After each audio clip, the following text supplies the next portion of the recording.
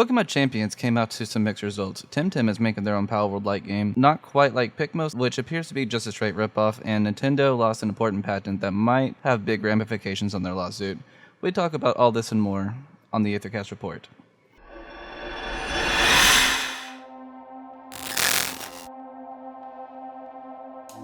Hello, and welcome back. My name is Donovan, and with me, as always, I have Xander. Yo! You doing okay, bud?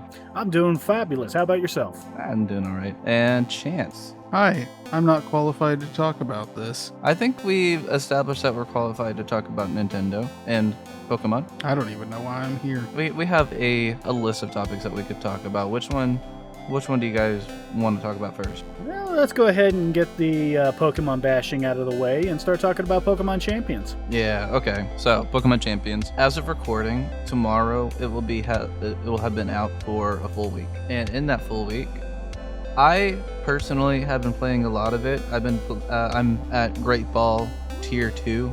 Wow. Which isn't good, but it's not bad either. Pokemon's hard, guys. It's really hard. Welcome to the competitive string. Yeah, right. So, the reception for Pokemon Champions, I don't know if you guys have seen, have been really mixed. Probably skewing more towards bad. Yeah, I've heard the game launched with a few problems. The first big complaint I see talked about is the selection of Pokemon. It is rather limited right now. Oh yeah, not a fan. Yeah, you have some select few that you would like to have in the game right now, huh? I have a shiny Metagross that I cannot use, and it brings me sadness. Yeah, it's weird that they don't have Metagross. Is Salamence in the game? I don't even know. I don't know. I haven't played much, so I'm not sure. Yeah, I haven't exactly put too much time into it. I've actually been focusing on Pokemon Fire Red, which is an infinitely better game from what I understand. It's a different game, I would say. I wouldn't say infinitely better. Well, certainly doesn't have too many issues that people are calling for. Like, I think one of them was literally 2 Mega Evolutions and it messes up the order of operations. I think, yeah, there was like a bug that interacts weird when both people Mega Evolve at the same time. There's actually a full article that talks about all of the known bugs and errors. The Leech Seed description is incorrect. Unintended order for Mega Evolution, that's what Xander was just talking about. Wrong gender during tutorial. There's a Gallade in the tutorial, and Gallade is namely 100% male, but the Gallade in the tutorial is a female. Wrong gender in starter teams. Lightning Rod may not activate correctly, and move cannot be selected. So those are just some of the few. Xander was talking about the unintended order for Mega Evolution when occurring simultaneously. When both players activate Mega Evolution simultaneously, the order of who gets to activate their Mega Evolution first is random. Oh, that's weird. Shouldn't it be based off speed? Not this game, evidently. And the reason why that's important is because when abilities activate after Mega Evolving, what ability activates first could have a big impact on how the game goes. Yeah, because the game prioritizes which speed is the highest. So obviously when you're strategizing that, some people will put in moves or set up certain Pokemon who have higher speed so that way they get the advantage on that. If you have it to where your strategy gets thrown out because the computer doesn't remember who was supposed to go first, that could really alter some people's strategies. Specifically, when you Mega Evolve Charizard into Charizard Y, he becomes a drought Pokemon. He sets up the harsh sun. But if another Pokemon evolves that also activates weather, and it happens to go after you because of this random turn order, suddenly you just lost your sun. They did address, they put out a notice on the news section of the game stating that they are looking into getting these fixes done. So hopefully it'll happen sooner rather than later. Yeah, I would hope so too, especially since this game is supposed to be like the central point of competitive Pokemon. Even on launch, it's not even close to being ready for something that huge. Yeah, because they're going to be using this for VGC Worlds this year. Yeah, you might as well at this point just slap an early release sticker on it and say, hey, it's a work in progress, because that's what it feels like. It's definitely not a complete experience from what I was seeing in the trailers. Like right now, the only mechanic that's available is Mega Evolution.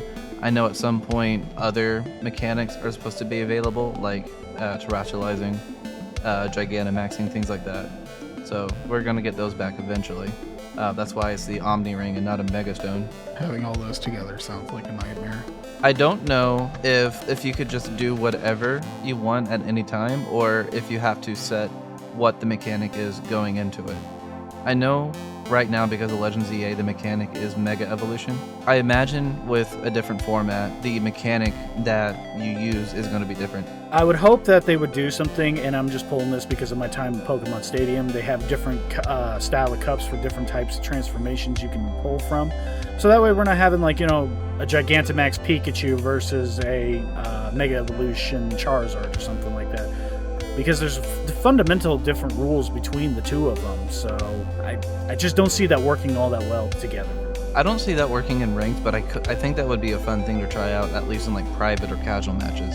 Also, can we point out how there's no single-player content whatsoever? Not even like a test arena or something like that to help hone your strategy or work with your Pokemon to kind of practice different things with? Actually, there is single-player content. You just have to buy Scarlet and Violet. Ooh.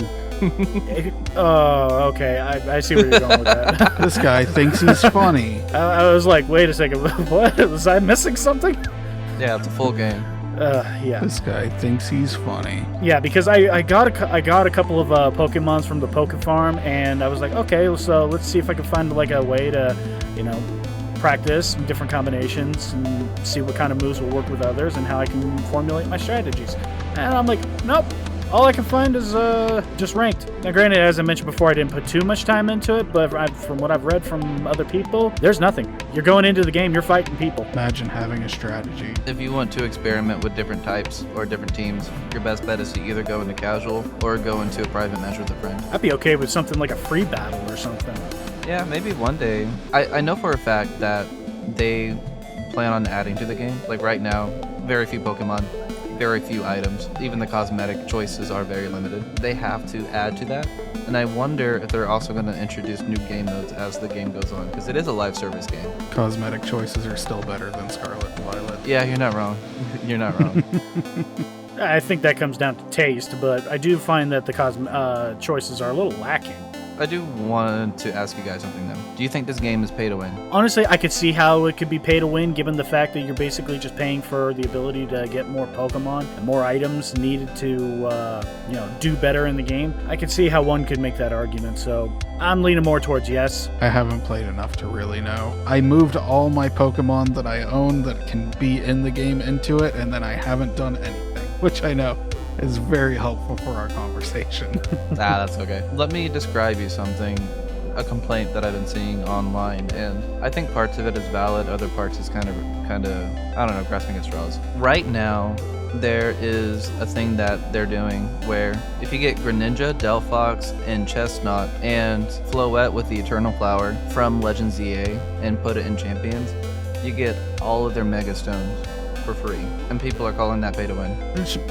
I mean, you are paying for a different game and getting the entire game, even if some people may not think it's fully worth it. I think the argument is that there's no way to get these Mega Stones outside of doing this. Oh, okay. I didn't know that was part of it. If you have to use real world currency to get your hands on it, then that's a problem. Technically you do. You gotta not just pay for a full game, but you also have to play it. The thing about this is that the Mega Floette especially is like a top tier Pokemon right now. Like, I think it's within the top 3 most used Pokemon right now, in doubles at least. Of course. It's incredibly strong and it's incredibly bulky. It's very hard to take down. I'm not gonna lie, I'm such a boomer, I don't even know what Floette is. It's like this little fairy thing on a flower. Wait, isn't that the one that's in Legends EA? Yeah, it's as is Floette, yeah. Oh, okay. Gotcha. I think I saw that one. So would you say that this game is essentially, as somebody here claimed, is a lazy cash grab? I mean, first of all, I don't really like throwing that accusation around. There are certainly games you can say that without much scrutiny. I have a hard time calling this game that, though. Because, let me emphasize this, I have played every single day for at least a few hours since it released. I have not even felt tempted to put a single dollar into it. Yeah, that makes a difference for sure. Yeah, I mean, if the game feels like it's actively pushing you to buy, in-game currency and stuff like that, yeah, that's definitely the more gotcha mechanics like most mobile games. But if it feels relatively fair, you can, granted, it'll take some time, but build it up natively, and it doesn't feel like a chore doing it, I could see some value in it. Right now, I think the biggest wall that I'm running into is that the box space they give you to start with just is not enough. And unfortunately, that is something that you have to buy the subscription to increase. Oh, you mean you didn't buy the starter bundle that comes with the upgraded box? Oh, no, I didn't. Isn't base like 30 Pokemon? Something like that. I don't know the exact number, but I've already filled it up. You can have that many Pokemon, and you can have up to 3 set teams. I mostly have just been focusing on renting them out, seeing if they work with my team, then worry about it from there. And lately, I'm still trying to mix and match my teams, but it's difficult to do when I'm finding other players who are either trying to do the same or they already have a set team and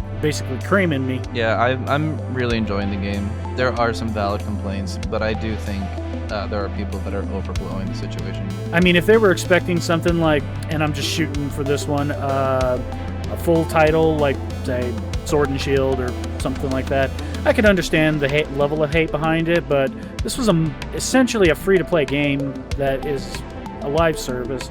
It kind of comes with the territory. The thing that I've been seeing the most is that they compare it to Pokemon Battle Revolution, which came out on the Wii, which is essentially Pokemon Coliseum. It's got its own single-player thing. It's got its own battle simulator built within it. And, I mean, there are valid reasons to make that comparison, because a lot of the times the animations in Battle Revolution is better than what we're seeing in Champions, but at the same time, you can't really compare it content to content, because one is a full price paid game, and the other one is free to play. Like you're getting your value just playing the game for free. And oddly enough, your participation is helping the game grow. Whether we're complaining about it or playing it, doesn't really matter. Every little criticism is being monitored, and they're adjusting it as they go. And the reason why Nintendo wanted to release this game, or Pokemon Company wanted to release this game, is to make the competitive scene more accessible. When I say accessible, I mean it's way more accessible than doing it through the traditional route, like the main games. Do you know how competitive works in those games? Not off the top of my head, no. I have some ideas, but none of them would have been the traditional sense, as in you have a fully legal copy ready to go. I'm going to say a bunch of things that might confuse you, so just try to keep up. All right, hit me. First, you got 6 Pokemon that you put onto a team, right? You gotta set a competitively viable moveset for each Pokemon, plus an item that goes with what kind of build you're going for. And then you gotta worry about EVs. Those are effort values. You get those by beating up wild Pokemon. And then you gotta worry about IVs, which comes from either breeding them or using bottle caps. These days, bottle caps just make it much more accessible. If you want a specific ability, sometimes you gotta breed for it. They have ability patches now, which makes it more available. With all these things being considered, it's generally pretty time consuming to not just train one Pokemon, but 6. With Champions, you just put them in Champions. You set what number of EV you want on a Pokemon. You don't even have to worry about IVs anymore. They just got rid of that. And you can trade out the moves and the ability just by selecting the buttons to do it. It costs points to do it, but it's so much faster. That is objectively way less work.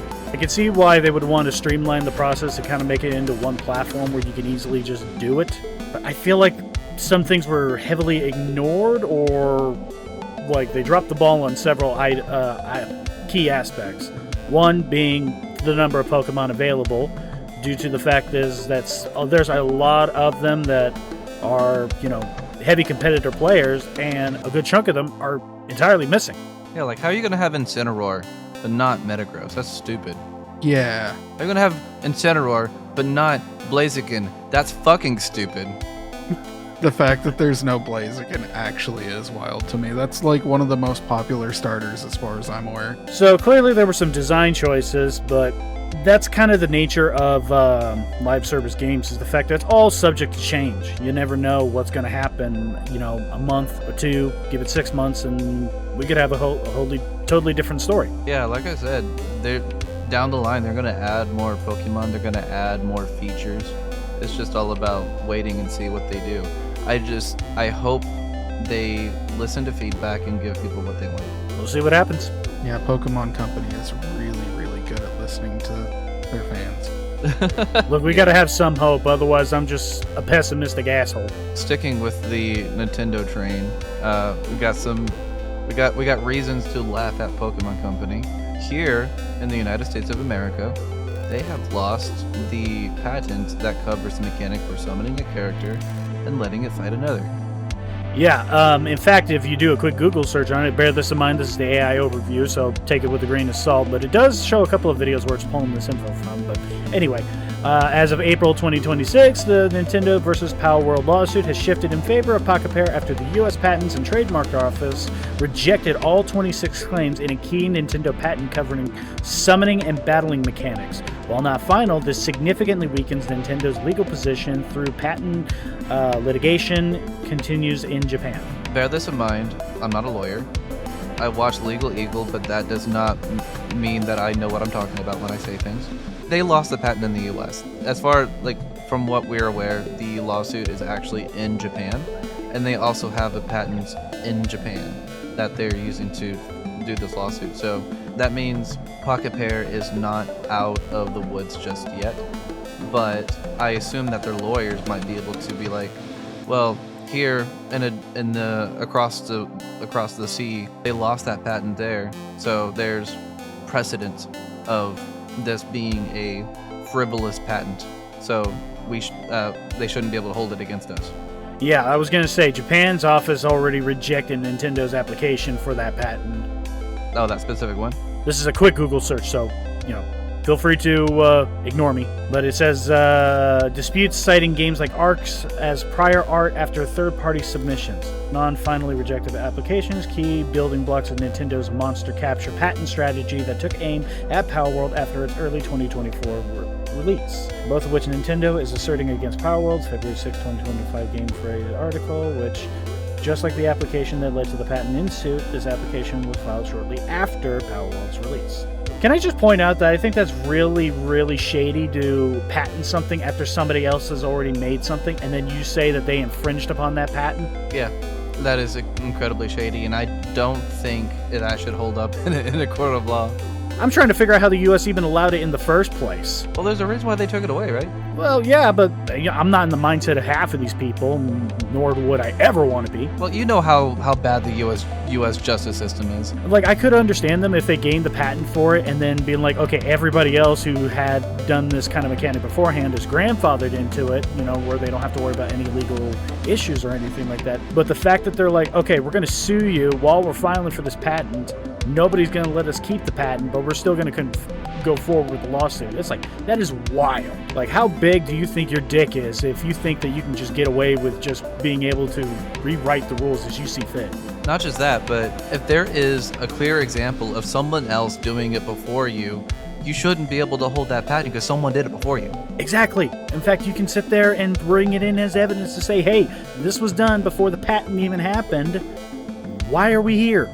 Except wasting people's money. It's because Nintendo saw, they kind of look like Pokemon, and we don't like having competition, so we're gonna just sue them to hell. That's the one. Look, there's only a couple of pals in the game that made me kind of question it, and that's about it, okay? They look vaguely familiar, okay? I have seen ones from other games where it's just you straight up stole it, 100%.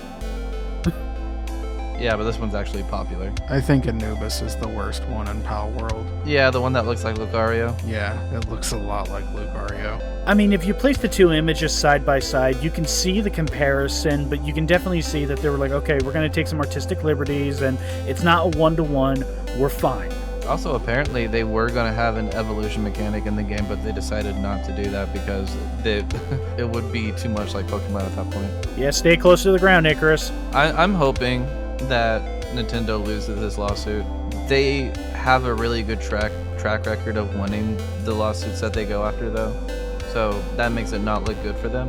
But this could just be it's literally a David versus Goliath situation, and David's probably going to win. Or I hope so, at least. But this is also a situation I'm noticing where Nintendo's getting a little bit too big for their britches, thinking that they're untouchable, and somebody had to eventually smack him in the face and be like, no, he still obey the rules like the rest of us. So I'm hoping that Pocket Pair actually wins this, just because the fact that it would be a nice, humbling moment, because Lord knows Nintendo could use a few of those. But speaking of rip-offs and stuff like that, I wanted to talk about one of the most egregious ripoffs I have seen in a long time. Are you familiar with Pickmons, or Pickmos as they've been recently dubbed, because apparently that's too close to the propriety that they are inspired by? So, for those who don't know, Pickmons, created by a gaming studio called Pocket Games, Yeah, not to be confused with Pocket Pair. have decided to create their own monster capturing game. Now, I want to point this out. The monster capturing is not what really comes to my mind when I think egregious ripoff. It's the fact is when you within the first 15 seconds of their launch trailer, you're looking at mons that you swear are Pokemons. Yeah, like I'm straight up looking at like a Giratina. It's like a cross between Giratina and Rayquaza. There's a Charizard ripoff, which is exactly the same in terms of coloring. It's just add a little extra fills. There's the wannabe Pikachu that looks almost identical to it. It even runs the same. Lucario is literally right there. I mean, literally right on the front cover. They literally stole Roadhog. Yeah, it's Roadhog. They stole Anubis from Palworld, the game they're already ripping off of. Yeah, which is wild when Anubis has stolen Lucario. I mean, I'm looking at the front cover of freaking Pickmos, and then you look at Palworld, and it's like positioned exactly the same way, including the minigun firing. Donovan, have you looked at the trailer? I'm looking at it right now. The opening shot, and you can put this in the video, looks like Link jumping off the Great Plateau with Pikachu on his shoulder. I was just thinking this fairy Breath of the Wild. Isn't it fantastic? Yeah. Also, it's my complaint time real quick. Breath of the Wild ruined gaming. Every trailer and every video game has to be Breath of the Wild now. It's true. Every video game has a Breath of the Wild trailer now. Yeah, it's a new trend. Find what makes it successful and then just rip it off. Well, it's kind of like how for the longest time everything was the Dark Souls of gaming. Now it's the Breath of the Wild of gaming. It's true. Since they're already ripping off other games, they might as well rip off fan art too, right? Yeah, we're going here. I was looking through that little thread that you sent, and I remember seeing the one that looks like a fan art rendition of Mega Meganium, and that's just egregious. That's basically a direct copy. Just ever so slightly tweaked, but still 100% a direct copy. Yeah, it's hey, can I copy your homework? Yeah, sure. Just change a few things so it doesn't look the same. I said a few things. A few things. Emphasis on few. Exactly. I was like, you know what? We're just going to change the color. And we'll call it a day. To be honest, I think this version of Mega Meganium looks better than what we actually got, but you know. But yeah, whereas Palworld was like a new and interesting idea when it first came out. Sure, the pals looked like they copied Pokemon, but the idea itself was like a fresh new thing. I mean, you give them guns. That's you don't really see that anywhere else except for Digimon, I guess, if you want to consider that. And as a red-blooded American like myself, I'd say that was one of the biggest selling points, is now my Pikachu can walk around with a Glock. Pikachu! Yeah, so that was probably the biggest thing. And when it comes to gameplay, it plays nothing like Pokemon. If anything, I felt like it was a rip-off of Arc. Pickmos itself just looks bad. It's the animations are stiff. The whole game just looks cheap. It's the stereotypical Chinese knockoff. It's the Temu version of Pokemon. Yeah. That you bought on Wish. The Pokemon we have at home.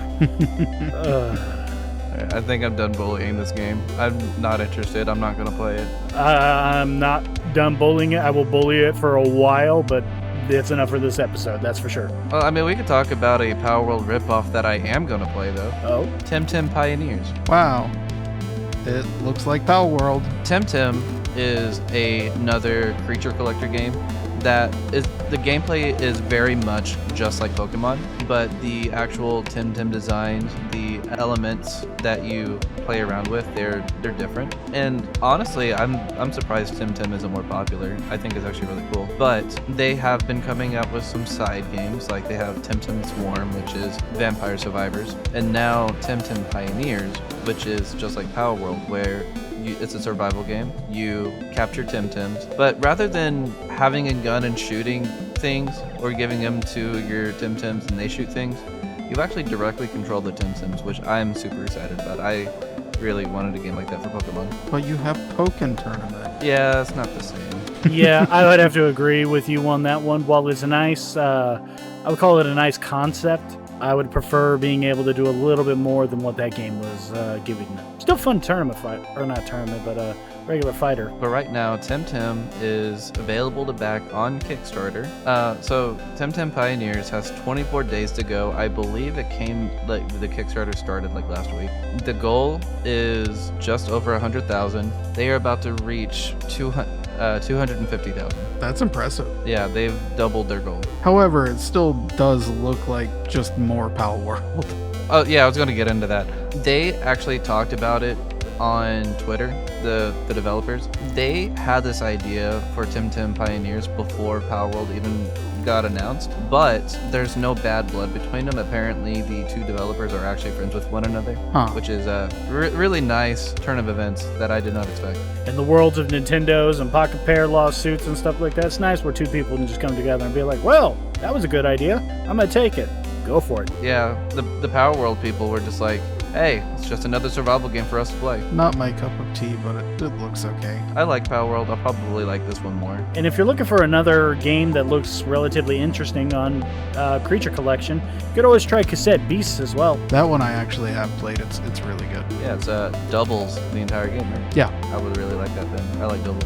Would recommend. It's actually, for an indie game, fairly competent. Or I should say for a small indie game. Like one that didn't really take off like a Hades or Hollow Knight or something like that. Yeah, it was released like 3 years ago. I hadn't even heard about it until today. Yeah, there's actually quite a bit of creature collectors that you'd be surprised to hear about. Monster Hunter has their own creature collector game. Is it Story? Is that the one? Yep, that's Stories. I've never heard of it until like a few weeks ago. Yeah, it's really big. The third one just came out. It looks okay. Another one that people tend to recommend for creature collecting is called Nexomon. I haven't played that one myself, but it does look like Pokemon. I haven't heard of that. Monster Sanctuary, that's another one. Oh, I know that one. Yeah, you have a song on that. Well, a guy that I used to follow on YouTube, he made the soundtrack for it. Oh, that's cool. Oh, yeah, so there's this game called Ooblets. I actually watched Jenna play this. You get these little creatures called Oobs, and you put them on a team. And rather than fight, they actually have dance battles. That's awesome. I can't get past the name Oobs. I'm sorry, what? Yeah, Ooblets. Ooblets. Yeah. I feel like I'm gonna get like a malware virus if I Google that. I wouldn't recommend you, Xander. I wouldn't recommend you play that. I don't think you would like it. And I don't think Chance would either. But it is a game. And then Ludwig's company.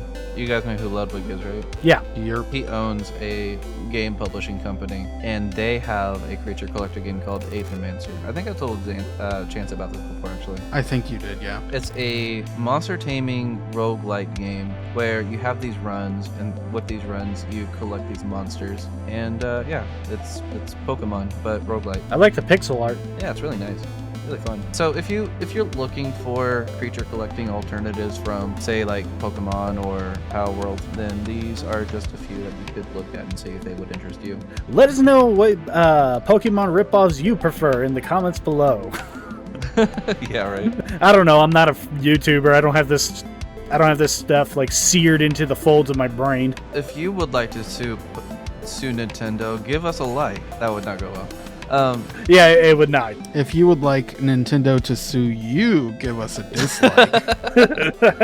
Yeah, there you go. Meanwhile, I'm going to be sitting there taking my pitchforks and torches over to Pickmos. Yeah, bully him in real life, huh? It's like cyberbully's not enough anymore. We got to bring out the good old-fashioned physical bullying. I think they just call that assault, but who knows? Yeah. So something I'm planning on doing with Pokemon Champions is I am putting together a little friendly Pokemon tournament. You two have already thrown your hat into the ring. Mm-hmm. Something I want to do in addition to that is if I can build some kind of community around the Aethercast Report, I think it'd be cool to have a full community Pokemon tournament. That would be fun. And the winner would get absolutely nothing, but like probably their name thrown on screen for like half a second. Woo! Well, anyways, that's gonna do it for us here at the Aethercast Report. Xander, where can people find you if you're still doing that this week? Well, you can find me either on the PlayStation Network or on Steam via Alistair Wrights You. Good luck trying to sue me for that. What about you, Chance? Chance of Music. I make music. It's does make some of it's good. Yeah. And actually, speaking of Chansey music, the background music that you're going to be hearing throughout this entire video was completely made by him. So thank you, Chance. Shit. And then, of course, I'm BlindedLight09 on Twitch. Here on YouTube, I'm actually changing the channel name to Donovan Young. So, yeah, like, subscribe for more Aethercast Report, and we'll catch you next time. Goodbye. See ya.